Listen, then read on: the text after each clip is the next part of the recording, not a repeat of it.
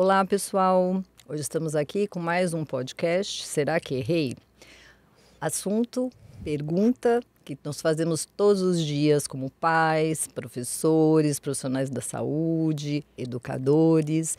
E hoje, o Será que errei? Vai falar sobre o primeiro ano de vida.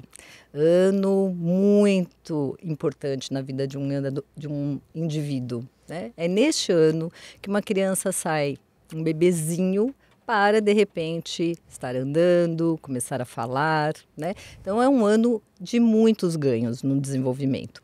E estamos aqui, novamente, Grupo Integra Eduque Saúde, né? Para conversar com vocês sobre este ano tão desafiador. Eu, na minha figura, Lucinéia Modes, Viviane Anaia, Mina Lubliner e Daniela Tubini. Então, a gente vai conversar com vocês sobre este ano. E a primeira pergunta aqui, né, que vou lançar é: vocês acham que um bebê nasce pronto? Seria bom, né? Evitaria muito. Ia ser mais prático, né? Ia ser mais prático, ia nos poupar, inclusive, de muitas responsabilidades, né? Gente, repitam o mantra. Ele não nasce pronto. Ele não nasce pronto. Essa relação não nasce pronta.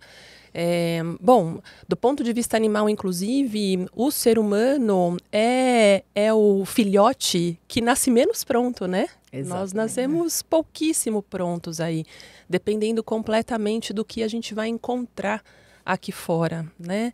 Então, um bebê fica muito dependente do que a gente vai oferecendo para ele de contato, de estímulo. É assim que um bebê vai se fazendo, tanto do ponto de vista emocional, né? Porque isso também é uma questão que muita gente coloca, né? Bebê nasce com personalidade, ele já vem com a personalidade pronta, formada, né? Isso é uma pergunta muito comum entre as pessoas. E geram muitas dúvidas. Então, nos resta falar do que a gente sabe. E o que a gente sabe é que, inclusive desse ponto de vista emocional, também um bebê é muito dependente daquilo que vai sendo ofertado para ele. Por quê? Alguns autores falam, inclusive, que um bebê é um bife com olhos, né? Ele nasce um pedacinho de carne e é a gente quem vai interpretando este bebê. É a gente quem vai dando sentido ao que ele faz de movimento. É a gente que vai dando sentido ao que ele faz de movimento na boca, um pouquinho mais para frente ao que ele balbucia. Então é a gente que vai dando sentido para esse bebê, né? A gente pega um bebê e fala: "Nossa, você tá bravo?", né? "Ah, não, pode acalmar lá, ele acalmou, agora tá calminho, né? O papai tá aqui, a mamãe tá aqui". O que é isso que a gente vai fazendo com o bebê? O que a gente vai fazendo com esse bebê, a gente vai dando sentido para cada coisa que ele vai fazendo. E é assim que esse bebê vai construindo suas características, sua personalidade. Se ele vem com algo de fábrica, a gente não tem muitas notícias.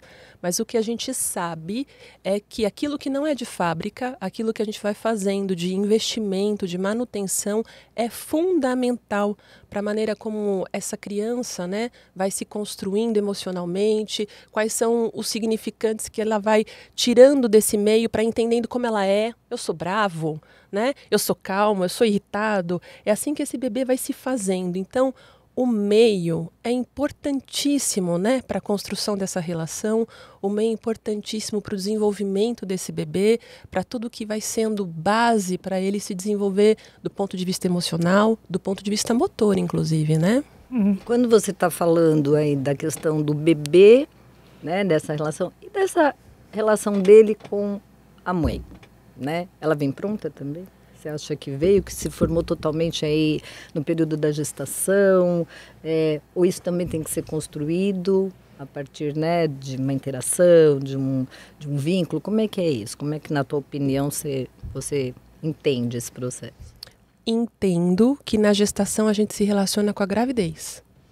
Isso. Na relação, a gente se relaciona com o que a gravidez nos proporciona. E aí entra uma série de coisas influenciando, desde o quanto essa gravidez foi alguma coisa que essa mulher desejou, desde o quanto essa gravidez vai provocando sensações nela que são confortáveis ou desconfortáveis, né? Tem gravidez que a mulher tá ótima, parece que não aconteceu nada. Tem outras que se assemelham a um adoecimento, né? Desconfiguram completamente o corpo dessa mulher.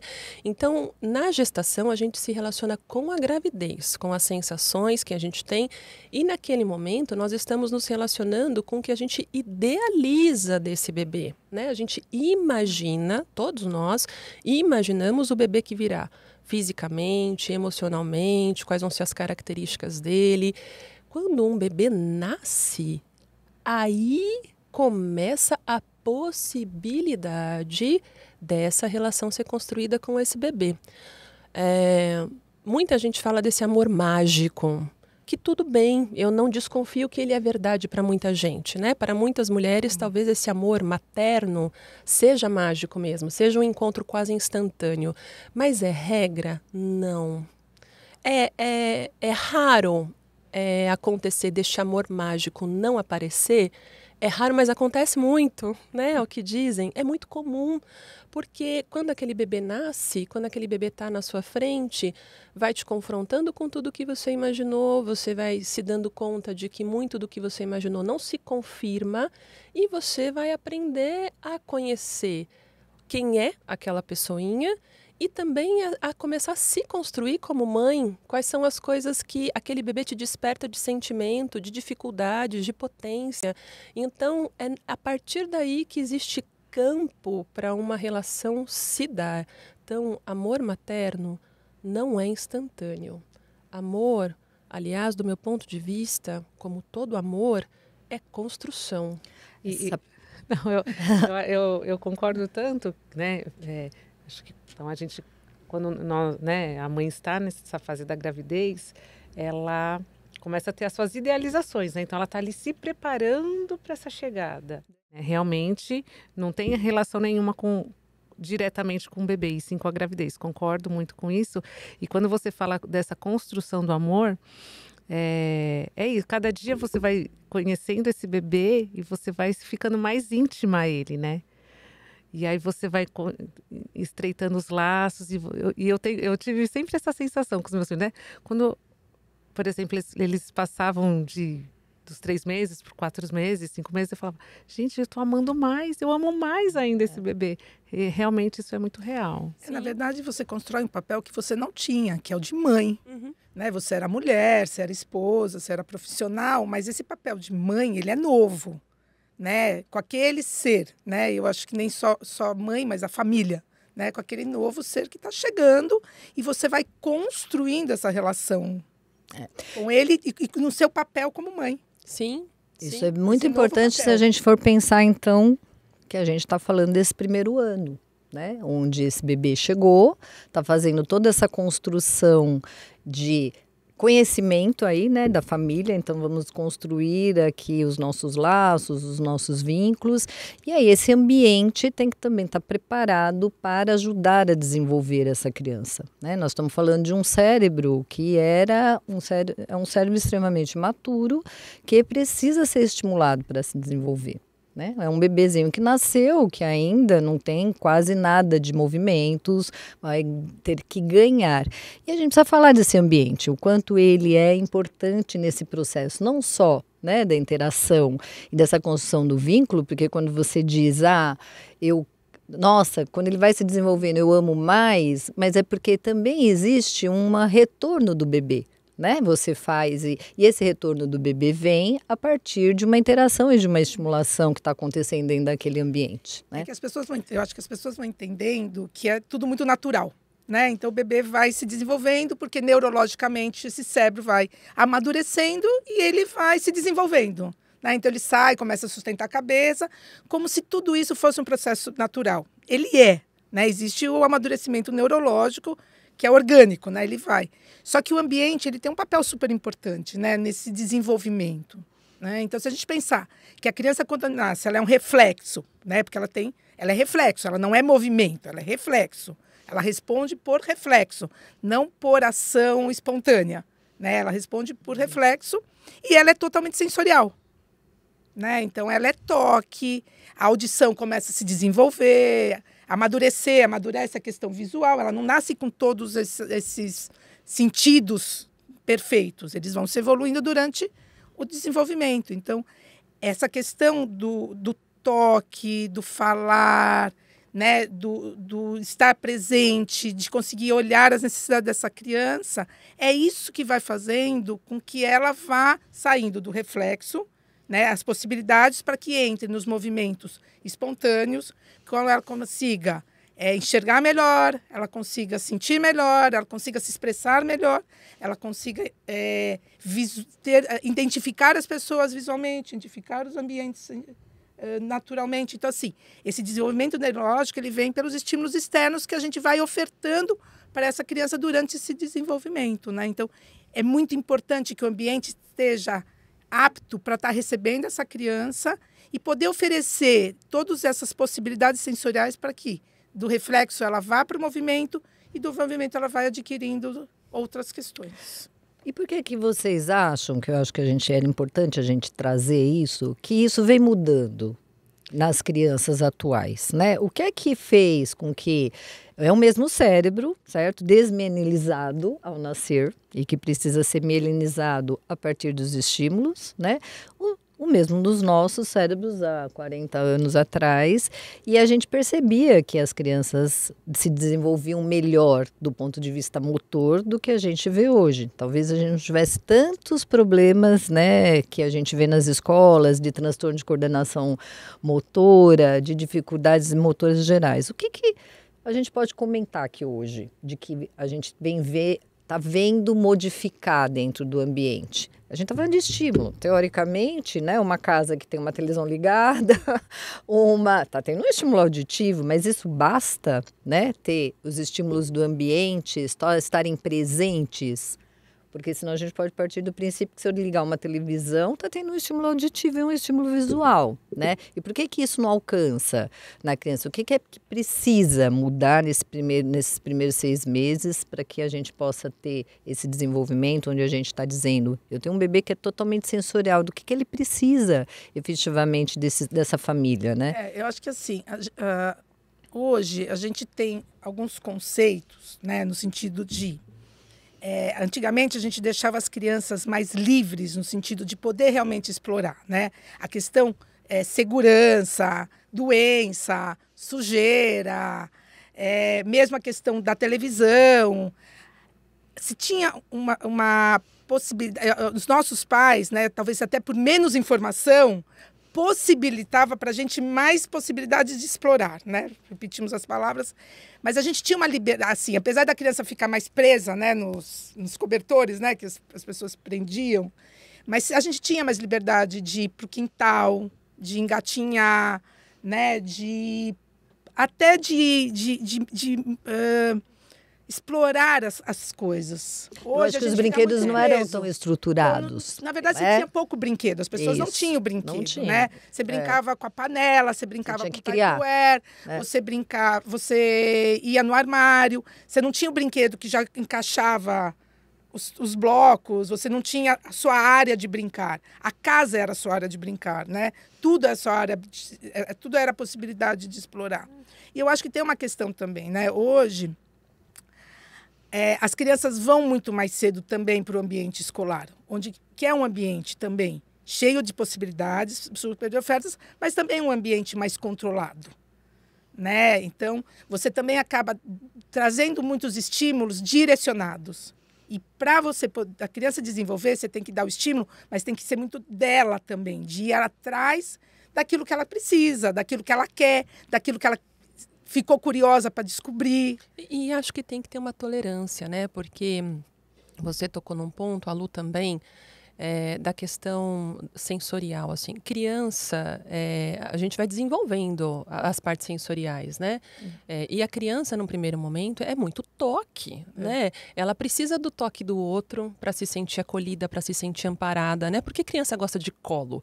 Porque aquilo contém como uma continha no útero, né? Quer dizer, ela tem uma experiência sensorial que antecede o nascimento dela e que produz nela uma sensação de conforto, ativa nela uma sensação de conforto, de segurança. Então, ela precisa desse toque para se sentir dessa forma. E da mesma maneira, ela precisa dessa experiência do toque, da experiência da boca, né? A oralidade na criança é muito fundamental. É assim que ela conhece o mundo. E quando a gente oferta à criança uma estimulação visual, auditiva, na ausência desse toque, na ausência do tátil, na ausência da oralidade, a gente está deixando de estimular uma fase inicial fundamental para a construção de determinadas redes que serão extremamente necessárias para que outras coisas se deem, né? Então, a gente esquece que é animal. Criança é animal, né? Nasce absolutamente conectada à natureza, né? Se você largar uma criança que já tem um pouquinho de domínio ali, engatinha, tiver sombra e tiver sol, ela vai para onde? Ela vai para o sol, ela vai para o quente, ela vai pegar terra, ela vai pôr a terra na boca.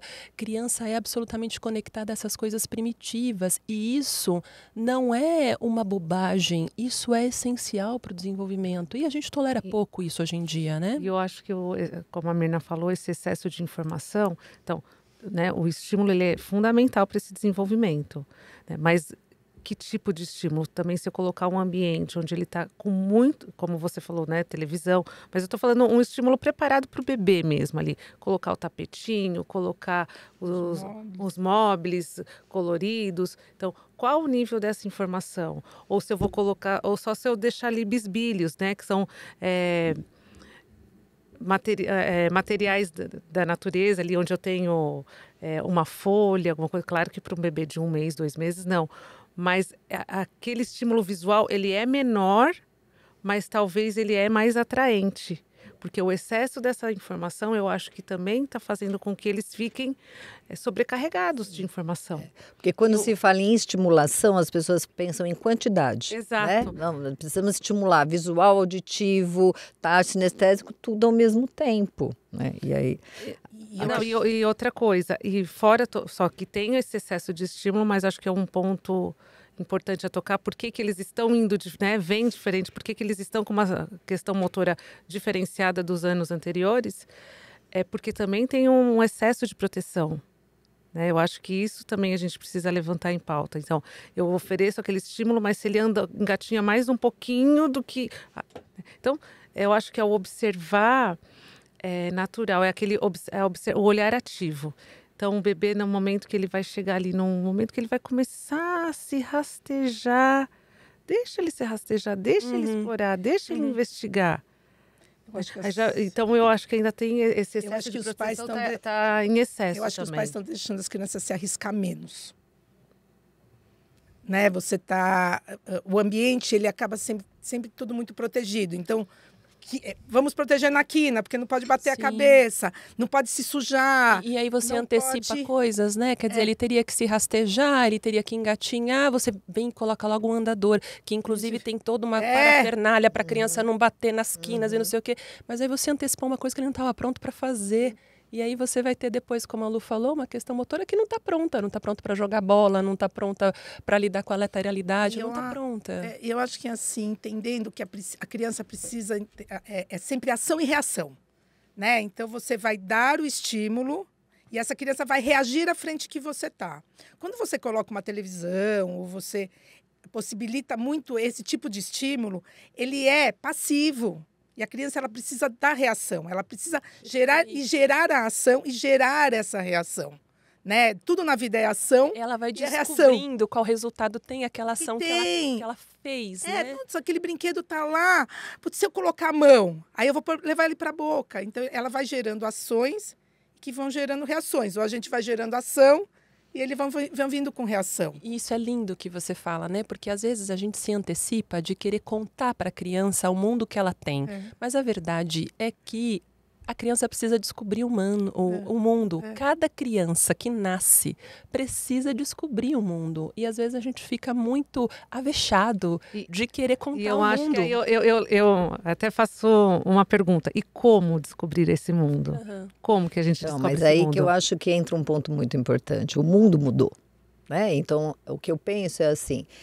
ele mudou na lógica da mulher, né? Das famílias, tanto da constituição aí, né? Familiar, como é que você tem essa composição, algumas mães sozinhas dentro, né, como mães solos e tendo que dar conta de criar criança, trabalhar, né, ela começa a ter algumas opções que são muito, às vezes a gente entende, boas por um lado, mas ruins, do tipo, eu preciso pôr na escola muito cedo, eu preciso de uma cuidadora aqui, né, que não sou eu dentro do processo, e aí a maioria das cuidadoras entendem que para o bebê é cuidar, né? Não é desenvolver, porque isso tem uma diferença muito grande. Proteger. Né? Então, assim, quando eu cuido, é diferente. Eu posso trocar bem uma fralda, eu posso alimentar muito bem um bebê, mas eu posso não estar desenvolvendo aquele bebê. Eu preciso devolver ele sem nenhum arranhão, né? E eu preciso devolver para aquela mãe sem nada, limpinho. A escola também tem que dar assim, né? Ele não Porque pode se eu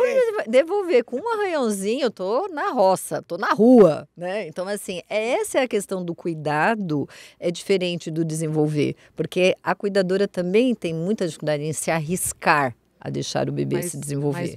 Mas mesmo o cuidado, então, com a forma que esse bebê está sendo cuidado, tem sim uma leitura de como ele está se desenvolvendo, porque como essa pessoa vai, a partir do momento quando ela vai lá trocar fralda, como ela toca essa criança, como ela faz a limpeza, isso é fundamental. Isso é fundamental. Né? O primeiro, o segundo e o terceiro mês, eles são fundamentais como você vai se relacionar com essa troca. Por isso que, assim, é muito... Acho que a Vivi pode até complementar. Em termos da formação... emocional, talvez da personalidade. Esse toque, o quanto... Sim, quanto você vai reagir a um toque que é um toque delicado ou um toque...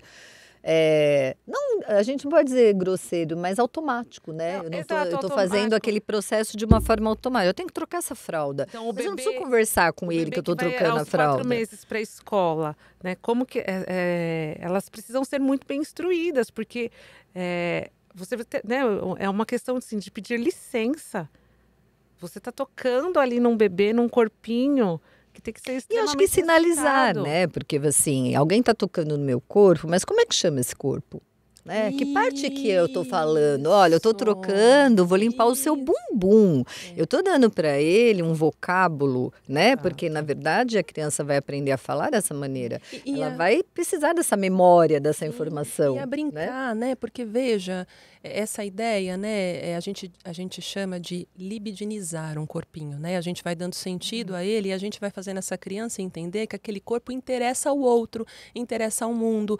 E, às vezes a gente fica preocupado de ter brinquedos mirabolantes, uma mega tecnologia, porque a gente quer preparar nossas crianças desde cedo. E a brincadeira mais gostosa que tem para um bebê é o quê? Cadê o pezinho? Deixa eu morder esse chulé. Cócega na barriga. O que é isso? A criança vai entendendo. E, de repente, não é mais você que puxa o pezinho. De repente, a hora que você vai trocar a fralda, a criança enfia o pé na tua cara. Né? Por quê? Porque ela entendeu que esse corpinho interessa ao outro. Esse corpinho é desejado pelo outro, é cuidado pelo outro. Isso vai formando não só a rede neurológica, né, ali para aprendizagem, mas toda uma construção de segurança, tranquilidade. E semântica. Olha, né? quanta coisa está presente. Olha quanto eu posso trabalhar dentro daquele... Eu acho que hoje tem um ponto importante que é o papel do pai, né?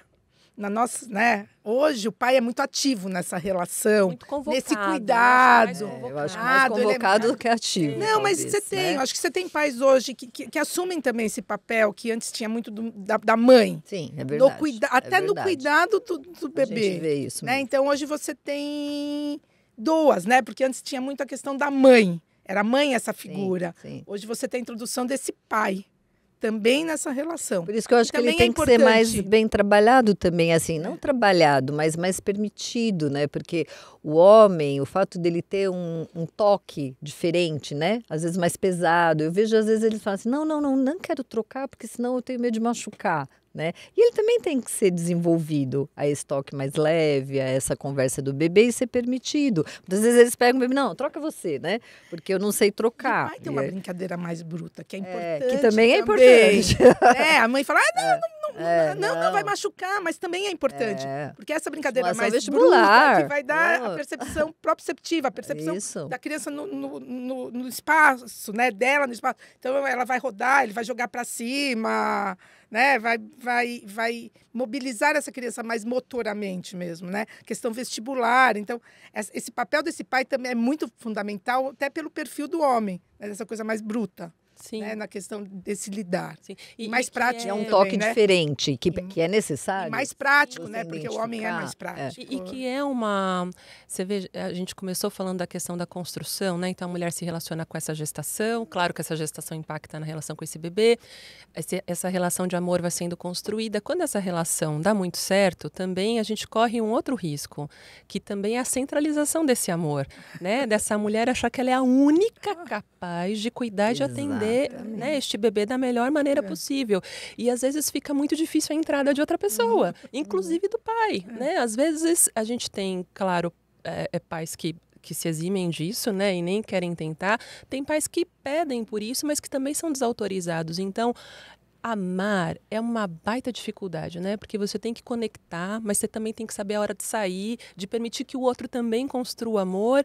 É difícil, né? Que essa criança também tem um espaço de construir sozinha o seu próprio espaço, entendeu?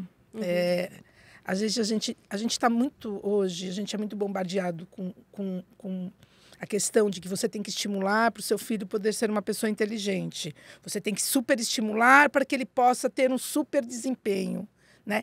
E a gente vai esquecendo do básico, que ele é muito simples, né? Que a própria construção dessa relação, a base que você vai construindo como família, é isso que vai dar o suporte para que ele seja uma pessoa, tenha um bom desempenho lá na frente.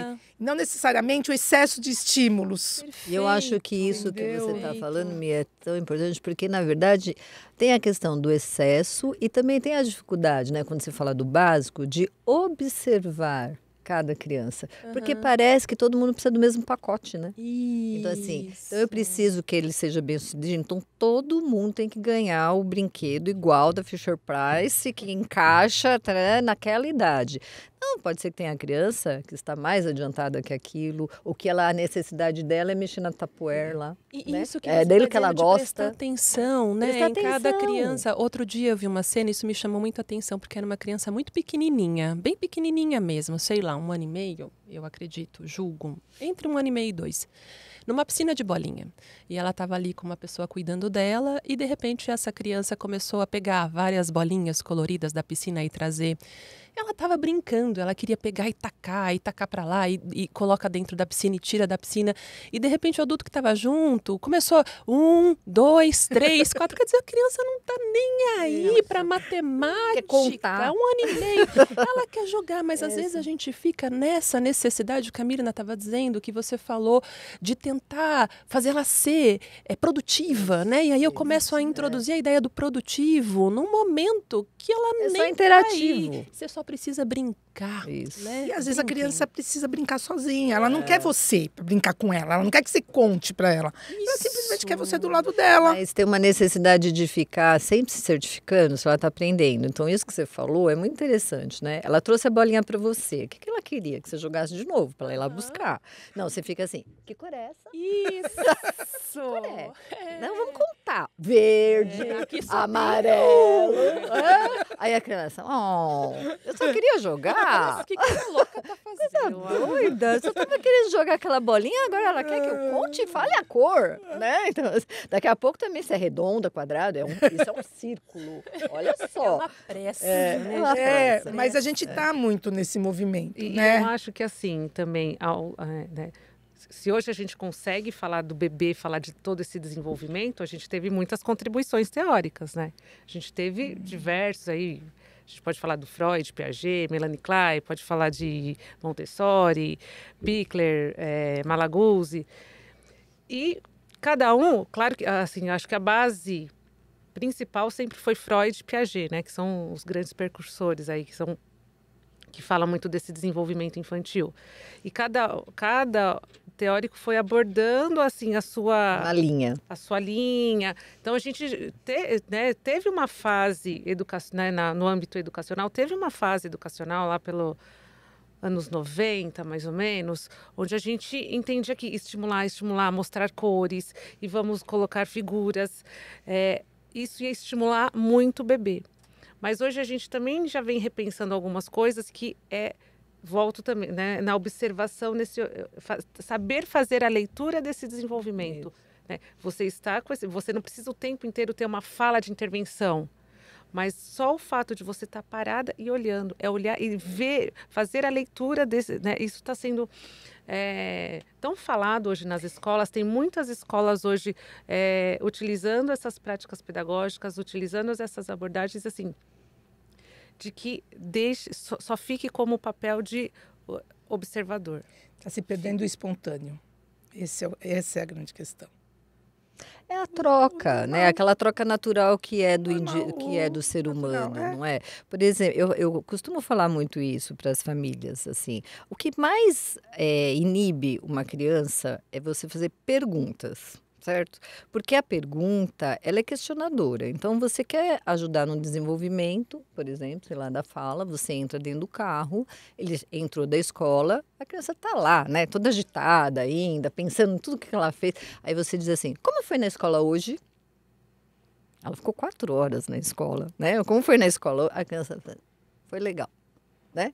E para por aí. Quer dizer, porque é uma pergunta. Então, é muito diferente eu ficar para você, Dani, né? Como é seu colar? E você tem que me descrever, porque aí você tem que descrever. Diferente do que nós estamos fazendo aqui agora. A gente está comentando, a gente está conversando. E aí as coisas vão se encaixando nessa interação, né? E assim, uma prática que eu acho, assim, falando dessa observação, por exemplo, um bebê quando ele vai dormir. Então, se você está... Eu tive a oportunidade de trabalhar já no berçário. Então, você está lá com 12 bebês. Como que você põe 12 bebês para dormir? Né?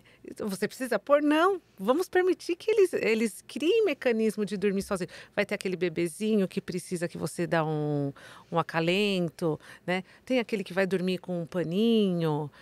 Vai ter aquele que vai criar recursos. Então, esse... Então, tem o bebê que está ali com uma fraldinha e ele pega a fraldinha e fica passando na testa. E aquele passar na testa vai criando uma autorregulação onde ele dorme sozinho. Eu acho que quando você tem esse olhar, você conseguir saber, né, você está lá dentro... Claro que dentro de casa, você com seu bebê, você consegue observar ainda mais. Mas você ter esse cuidado de saber falar como cada um dormiu. De novo o espontâneo que está se perdendo, né? Não, a naturalidade. Então, mas, de novo, assim, isso, né? Ele está se perdendo. Eu acho que a gente... Então, mas eu acho que tem muitos profissionais envolvidos para ter esse olhar ativo. E retomando, né? Acho que tem uma tentativa então de tem retomar. ali uma questão que se generalizou muito nos anos, acho que 90, começo do anos 2000. Mas hoje eu vejo muitas práticas, assim, de profissionais muito competentes, muito envolvidos em querendo trazer novamente essa espontaneidade. Né? Então, hoje, por exemplo, hoje, assim, eu acho que as abordagens, assim, que mais falam disso realmente a de Loris Maguzzi e a Pickler, que eles, assim, estão trazendo muito essa questão da espontaneidade, quer dizer, estão trazendo, sempre trouxeram. É que hoje, aqui no Brasil, a gente tem estudado mais sobre isso. Né? As escolas estão em busca mais desse conhecimento. Por quê? Porque começaram a observar que as coisas estão ficando saturadas. Né? Então, tem aí um movimento de reflexão. Para entender o porquê que não está dando certo, né? Eu acho que essa é a questão, né? Porque não está dando certo, isso é fato. Eu acho, mas assim, de qualquer jeito, a gente hoje, com a questão da rede social, a gente é muito bombardeado com padrões. Como é que as crianças têm que estar dentro dos seus padrões, dentro dos esperados. Né? Então, assim, a criança com 6 meses, ela precisa estar balbuciando. Ai, mas ela demorou. Ah, não, mas a criança não andou com 1 ano. Ah, mas está atrasado, né? Tá atrasado. Então, assim, hoje e vai se trazendo técnicas do que você tem que fazer. Né? Então, assim, a criança tem que pôr a mão na comida. Ela tem que comer tudo com a mão. Tem mães que não dão conta disso, né? E aí você é bombardeado com padrões. Mas E isso vai, né? Isso, na minha opinião, vai gerando uma angústia que sai do espontâneo e do desenvolvimento normal e da tua relação como família, dos teus valores, para você ter que ir para os padrões daquilo que você tem que a criança tem que dar naquele momento. E se você não fizer tal coisa e você foi uma péssima mãe, porque você não ofertou. Eu acho que isso vem dos marcos do desenvolvimento, né? Eles são importantes, eu acho que eles são muito importantes porque eles direcionam os riscos, né, que a gente tem, mas ao mesmo tempo eles também podem engessar a leitura daquela criança quando você não percebe ou você não consegue interpretar que existe uma faixa dentro do marco do desenvolvimento, né, em relação ao que pode se esperar de média. Então, 75% das crianças fazem, andam, né, com 1 ano, então isso é a média, mas tem uma faixa de crianças que vão andar até com 1 ano e meio, ou que andaram aos 10 meses, né? Então, eu acho que vai um pouco de encontro com isso que você está falando, Mirna, é justamente isso, né? Eu tenho o padrão do marco do desenvolvimento, então se não fez naquela idade, então é porque está errado, né? Mas tem esta margem de diferença. E aí o que eu tenho que ficar ofertando para aquela criança? Mas ao mesmo tempo eu não ofertei antes, né? Que é aquilo que a gente está dizendo. Assim, não se constrói uma determinada atividade, uma atividade ação imediatamente. Ela no cérebro de uma criança de 1 ano, né, que está em desenvolvimento, que está na maturação, é preciso uma construção desses estímulos. Ela precisa ir vivenciando passo a passo, né? Tem coisas que antecedem. Não, por exemplo, igual como a Mirna citou aqui da alimentação, mas tem, né? Hoje fala que faz isso, faz aquilo, então come. Tem que fazer o BLW e depois não, agora não tem mais, então, né? Mas assim, acho que tem que entender o porquê que se propõe em comer com a mão, em permitir que o bebê coloque a mãozinha, porque aquilo vai fazer com que ele tenha uma intimidade muito maior com o alimento, com a diversidade de texturas. Né? Então, quando eu pego ali o pedacinho do brócolis, né, já numa fase mais avançada, né, e sinto toda aquela textura do brócolis ou do alface, ali tem uma significância por trás. Sim, mas para a criança chegar, para colocar a mão, tudo isso, anteriormente, ela precisou ter tido de outros tipos de estímulos, para ela chegar a pôr a mão. Né? Então, ela precisou do toque, ela precisou rastejar, ela precisou sentir o chão, ela precisou rodar, ela precisou explorar a brincadeira do paninho com vários tipos de textura, do achô. Quer dizer, ela precisou vivenciar vários estímulos táteis para poder chegar com 6, 7 meses na introdução alimentar, podendo colocar a mão, né? Então, assim, é o que a Lu falou. Vai fazer a ação motora, né? Você está querendo dizer. Exatamente. Né? Pegar o movimento, de motor. Quer né? dizer, tudo é meio pré-requisito para as próximas fases. Assim, você não pode pedir uma criança que ficou no carrinho muito tempo, no colo muito tempo, que ele vai andar com 10 meses, entendeu? Por quê? Porque aquilo que ele precisava explorar anteriormente para construir a sua própria percepção, seu desenvolvimento vestibular, ele estava sentado, ele estava passivo, né? Então, não dá para a gente pular etapas, né? Para mim chegar na etapa seguinte, eu tenho que ter vivido e tenho que ter experimentado a etapa anterior, né? Isso é muito importante, né? Não dá para partir do agora tem que andar, tá? Mas o que foi ofertado antes para ele poder chegar nessa fase? Eu acho que a Lu tocou num ponto muito importante já faz um tempo, mas eu vou voltar. Quando você diz assim, o mundo mudou, né? O mundo mudou. O problema é que o mundo mudou, mas as fases das crianças não mudaram. Exatamente. Quando a gente nasce ainda com as mesmas necessidades que os nossos avós nasceram, que nossos bisavós nasceram, e é nisso que a gente precisa estar atento, né? O mundo mudou e aí hoje eu compro uma marmita fitness pronta, né? E comida saudável congelada, tudo bem, é o possível, não estou aqui questionando essas escolhas, mas eu estou dizendo que isso tem impacto, né? Porque quando você está pensando numa criança que vai começar a comer lá aos 6 meses, quando você tem o preparo, você tem o cheiro, né, da comida que você está cozinhando, quer dizer, tudo aquilo já vai ativando a possibilidade da criança começar a se relacionar com aquele alimento até chegar a comer e pegar e pôr na boca, experimentar e associar então que aquele cheiro é o cheiro do feijão, aquele cheiro é o cheiro da batata. Esse é o cognitivo. Você vai estimulando essa criança para chegar nisso.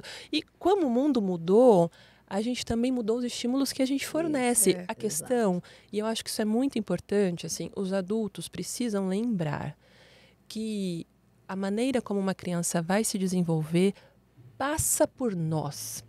A gente hoje, até pela questão da enxurrada de diagnósticos que a gente tem cada vez mais precoce, a gente fica às vezes com uma impressão de que tudo que a criança já nasceu com ela, já estava programado. É claro que tem também esses aspectos que estão com ela, que estão programados, mas o que essa criança se tornará, o que ela desenvolverá, passa por nós. Passa por nós o desenvolvimento dessa criança, né? O que ela vai apresentar de potência e de dificuldade também passa por nós. A gente precisa estar atento a isso, a gente precisa retomar que somos os responsáveis por isso. Exato, porque assim, hoje o que eu sinto assim, para os pais é a necessidade de instrumentalizá-los. Porque os pais, assim, aí, né, tem as novas gerações, assim, elas estão, assim, desconstruindo, né? Não estão conseguindo desenvolver esses pensamentos. Uhum. Eu acho que, assim, voltamos de novo para o mesmo assunto do natural, né? O desenvolvimento era um processo natural.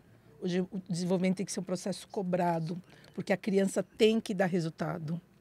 A criança tem que responder, a criança tem que fazer, a criança tem que ser igual o outro, porque o outro faz, o meu filho também tem que fazer, né? Antigamente, esse processo, na minha opinião, ele era um pouco mais natural, não se tinha tanta necessidade dessa produção. Uhum. É natural, mas ao mesmo tempo depende desse meio tempo todo para acontecer. E aí, o que eu acho que né, pensando nesse ponto que a gente está desenvolvendo do primeiro ano de vida, quando a gente está pensando especialmente nos 6 primeiros meses, o desenvolvimento está completamente atrelado à relação, à qualidade da relação que vai se estabelecendo com os cuidadores desse bebê. Quem é que vai cumprindo essas funções de satisfazer inicialmente as necessidades desse bebê, né? Então, quais são as necessidades de um bebê?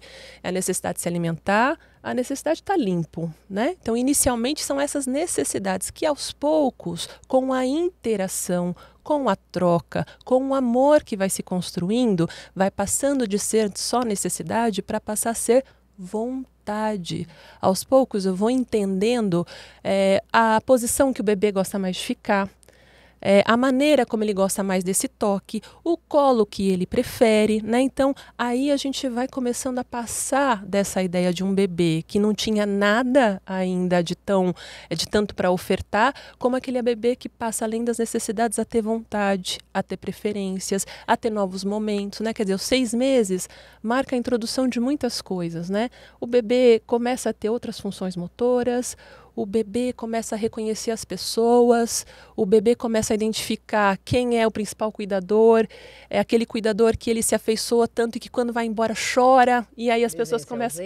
Exato, né? As pessoas começam a falar, nossa, mas antes ele não chorava, né? Quando ia embora, agora está chorando, será que ele percebeu? Percebeu, né? Ele começa a se dar conta de determinadas coisas que não se dava até então, né? Eu acho que o que você está falando é importante, a gente juntar então, né? Que na verdade passa tem as necessidades e o ambiente tem que dar as possibilidades. Então, eu acho que isso são 2 coisas importantes, né? A gente vem das necessidades que o bebê tem e esse ambiente ofertando as possibilidades para ele poder executar, desenvolver as suas necessidades. Exato. Né?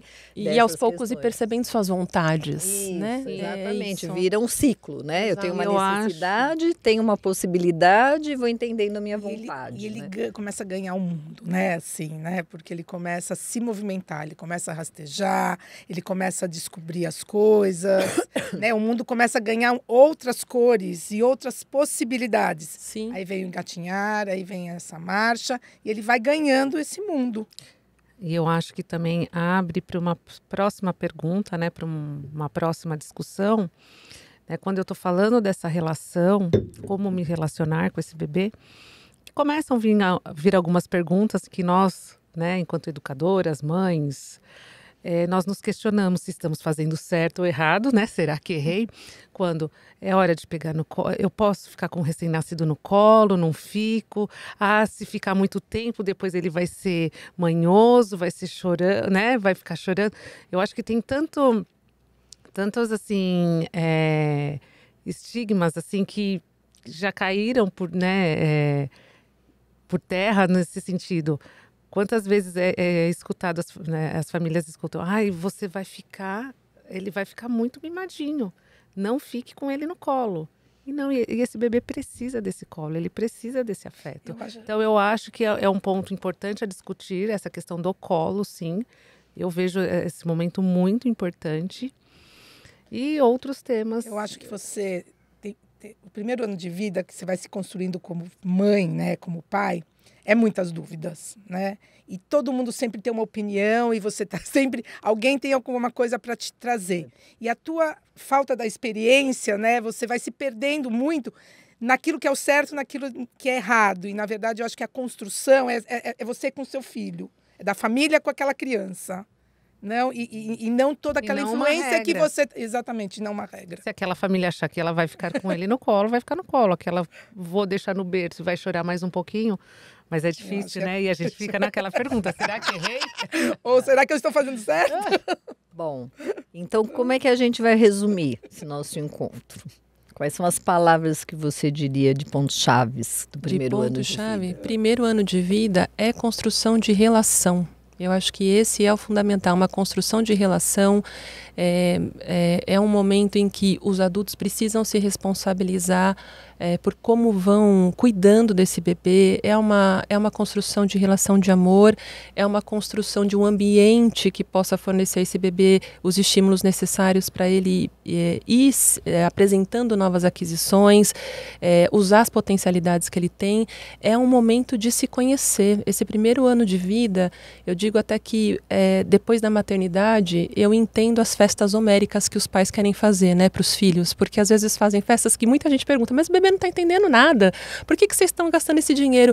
Porque, gente, é uma alegria ver, primeiro, que a criança está viva, que você fala, gente, eu não afoguei ele no banho, né?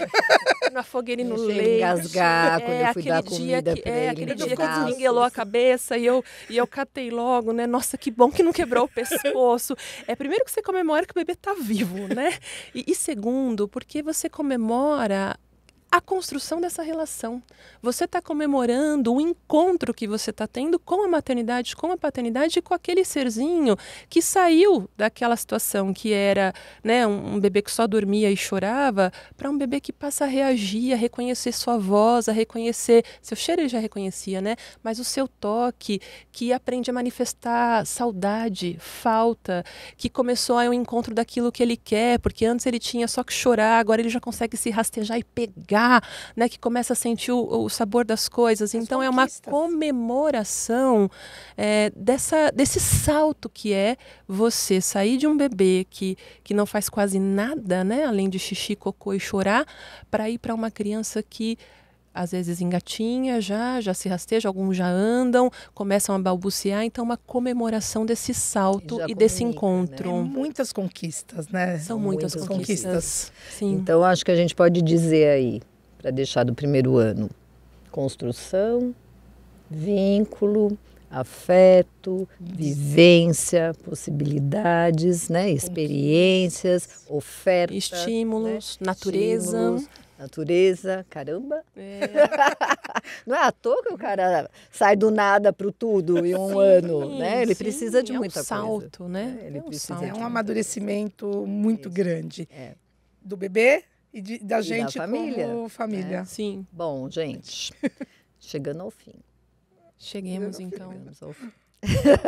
Mais uma vez, a gente fica triste de chegar ao fim. Sim. Né? Mas esse é um fim que vai ter novos começos, com novos episódios, que a gente vai falar, então, no próximo encontro de outros assuntos que vão permeando o primeiro ano de vida. Sim, né? Que sim. é a introdução alimentar, que é a questão do ganho da fala, da comunicação muito mais ativa, né? O que é que um choro que não só dizia uma necessidade física passa a dizer alguma coisa para aquele interlocutor que está com aquela criança, né? O que é que esse choro balbucio diz, o que é que esse balbucio está querendo comunicar para essa família, né? O que é eu pegar aquele objeto e jogar no chão, o que eu estou querendo dizer com aquilo. Então, eu acho que tem muita coisa que vai em volta aí desse desenvolvimento do primeiro ano que a gente não abordou hoje, até porque não era a nossa intenção. Né? A gente queria fazer essa introdução do primeiro ano, falando de quantas nuances estão em volta desse primeiro momento do desenvolvimento, tá bom? Então, quero agradecer todas do nosso bate-papo aqui, muito bom, né? Do nosso muito bom. bolinho, nosso encontro com bolinho, e dizer que em breve estaremos novamente por aí, falando sobre novos assuntos, com novos convidados. Isso aí. Tá bom? Então, tchau, gente. Tchau, gente. Até mais, gente. Até mais.